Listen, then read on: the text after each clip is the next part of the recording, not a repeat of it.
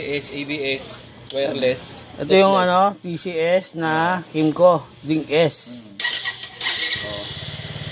Ito, ayan o, napaka... Yun, may auxiliary pa yung radiator. Meron. Buod pa yung ulan. Ding S 150. Meron pa yung isa nito? Ding R. Ding R, ano yun? Parang board. Parang kangaroo, ayan o. Mga nais magkaroon ng Kimco 150 Ding S. Hindi yan for sale. Di ba po? Kimco, ayan o, parang ano na, yung Kimco exciting, ganyan din. O, ayan o. Yung ano niya, safety features niya, ayan. Ang laki ng ano sensor nito ABS no? Dual channel yan. Dual channel, ABS, CBN ba? Tsaka channel 7. Ay, gago! TCS Remake may plaka na agad?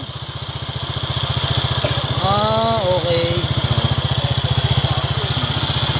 Link S, Kimco. Smooth, no? Yan ang mga ano niya, pag naka-ABS, pag naka-TCS, nagreklamo yung likod. Ganun talaga kahit sa NMAX. Nagreklamo yung likod. Ayan o, Ding S. Sinabalansin niya. Magkano ang cash price niya, bossing? 142. 142 daw, binili ni bossing. Maraming pera si bossing natin ngayon. Cash yan, cash. Ding S 150cc.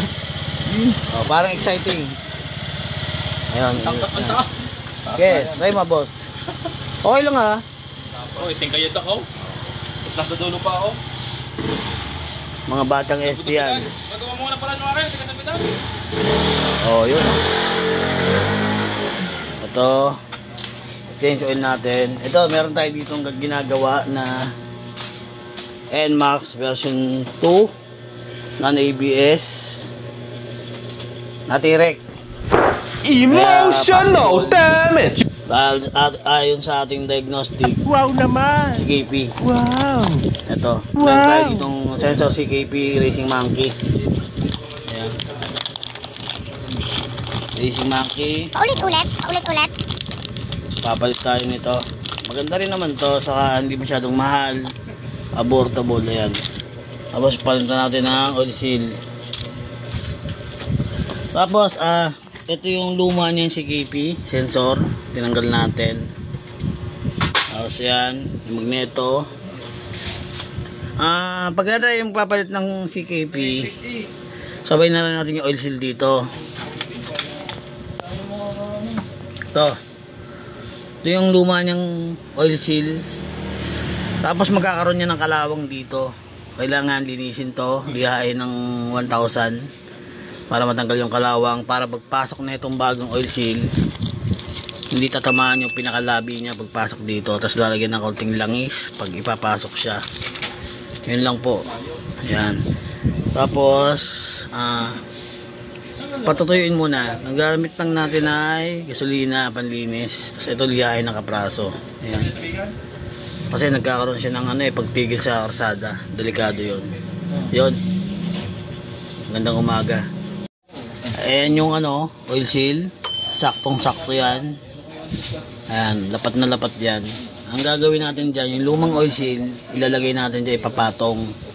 Kumbaga, ito yung luma, tapos yung bago, itong tatamaan ng tubo na sukat din ito, na may allowance dito. Ayan, para pantay yung paglalagay. Kumbaga, ayan, ito na yung pinaka basic na ginawa natin. Yung shock, yung inner tube ng NMAX, ayan. Sakto yan dyan. Papasok dito. Ayan. Ayan. Sakto yan. Ayan tool. Parang naging puller to. Para may pantay mo yung pasok. Hindi pwede yung flat screw. Kasi tatamaan at hindi rin tatagilid din yung lagay. Ito, pantay. Ayan. Pumutol kayo ng inner tube ng NMAX. Pwede yan. Ayan. Tapos, ayan na. Nakabit na natin yung sensor na Racing Monkey. Maganda naman siya, pogi. Tapos sinakto natin yung pinaka-kuntil niya doon sa pinakadulo dito. Meron niyang makikita nyo, hindi ko na naipakita. Basta pag nag-DIY kayo, kung paano nyo tinanggal, picturean nyo para may balik nyo kung paano. Yun. Tatlong tornilyo, kailangan maikpit ng tama. Tapos yung mga rubber dyan, naka-align yan dyan. Yan. Ito na yung kondisyon ng stator. Papalit kayo ng bagong battery para hindi na masira uli yung CKP. Ito yung genuine. Yan. Ito yung aftermarket. Ito rin, sira din to. Ito yung genuine din, sira na. Kasi nga, pinabayaan sa battery. 25,000 odo. Ayan.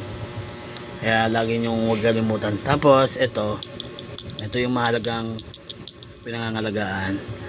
Nakalagay dyan, oops, huwag nang basahin, bawal. Ayan. Ano to, improvise. Ayan, para mawala yung konting, yan. Yan nga sabi ni Bossy. Dito na natatapos yung ating video, ating vlog. Ayan. Basta huwag kalimutan magpalit ng battery every 1.5 year o 2 years. Ito, 4 years to Kaya yan. Depende rin naman sa gamit, depende rin sa battery mabibili. Maraming salamat mga boss. Okay na to. Yan. Ayos na natin lagay. Nilagyan natin ng CKP sensor, racing monkey, tsaka oil seal na bago.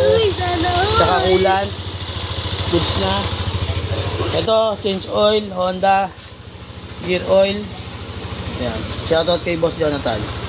Sabihin mo, bumalik na lang.